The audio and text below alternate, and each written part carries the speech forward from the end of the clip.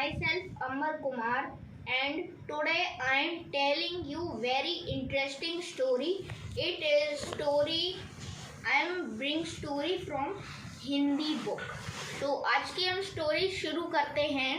एक बार की बात है, एक जंगल था. उस जंगल के बीचों बीच बहुत बड़ा पेड़ था, जिस पेड़ के ऊपर काफ़ी सारे पक्षी रहते थे. और अलग एक मोर नाम का पक्षी था, जो कि मोर उस पेड़ पर रहता था. और बाकी सब पक्षी वहाँ पर घूमने आया करते थे उस पेड़ पर. और बाकी जितने भी पेड़ थे उस जंगल में, वहाँ पे उन पक्षियों का घर था. अब मोर के घर पर, यानी कि मोर के पेड़ पर सारे पक्षी एकत्रित हुए पक्षी. और फिर पक्षी वहाँ पर आए और फिर मोर ने कहा, हमें एक राजा की ज़रूरत है. और फिर मोर के दोस्त हंस ने कहा, हमारा तो पहले से ही एक राजा है, वो है बाज. और मोर ने कहा, मुझे पता है हंस, मुझे पता है, लेकिन वह बाज हमेशा भगवान विष्णु की सेवा में लगा रहता था. और वह बहुत शक्तिशाली भी था, लेकिन उसके दर्शन पक्षियों को नहीं हो पाते थे. और सबकी जितने भी पक्षी थे, सब ने कहा, मोर बिल्कुल ठीक कह रहा है. और मोर ने कहा, क्यों ना हम उल्लू को पक्षी राजा बना दिया जाए.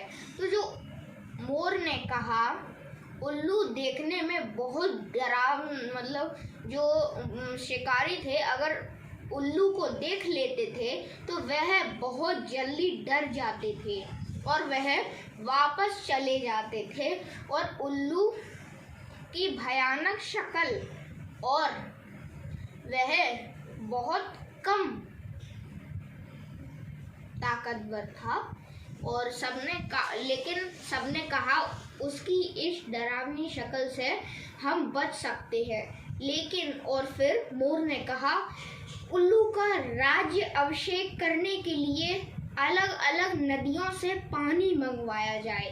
तो काफ़ी सारे पक्षी अलग अलग नदियों पे अलग अलग पानी लेके आए. और फिर वहीं पर उल्लू का राज्य अभिषेक होने वाला था और सब लोग इकट्ठे हो गए थे. एक तरफ बैठकर तोते गाना गा रहे, वो पाठ पढ़ रहे थे. दूसरी तरफ बुलबुल गाना गा रही थी. और सिंहासन के पास उल्लू का राज्य अभिषेक हो रहा था. उसी समय जब वह अपने सिंहासन पे बैठने जा रहा था, तभी आवाज़ आई, काऊ काऊ. और तब कौवा आया और कौवे ने पूछा सबसे, यह क्या हो रहा है. और फिर हंस ने उत्तर दिया कौवे को.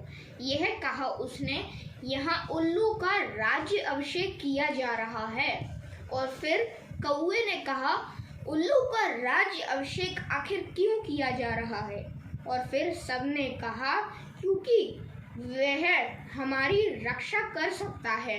और फिर कौवे ने कहा, कौवा सिर्फ और सिर्फ रात में देख सकता है, और उसकी शक्ल भी इतनी बदसूरत है, और वह दिन में बिल्कुल नहीं देख सकता, और वह हमारी रक्षा नहीं कर सकता.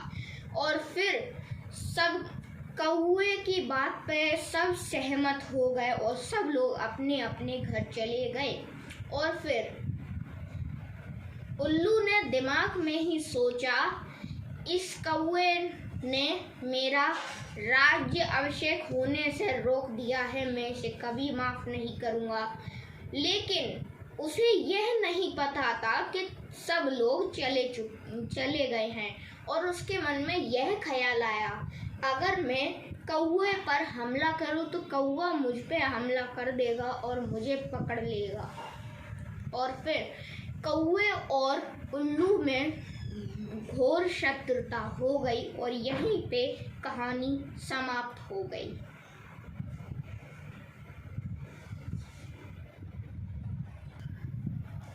कहानी से हमें यह सीख मिलती है, हमें फैसले सोच समझ कर लेने चाहिए। और बहुत अगर आप फैसला ले रहे हों और आपको बहुत विचार करके और सहमति, सबकी सहमति लेके, तब आप यह फैसला सफल करें।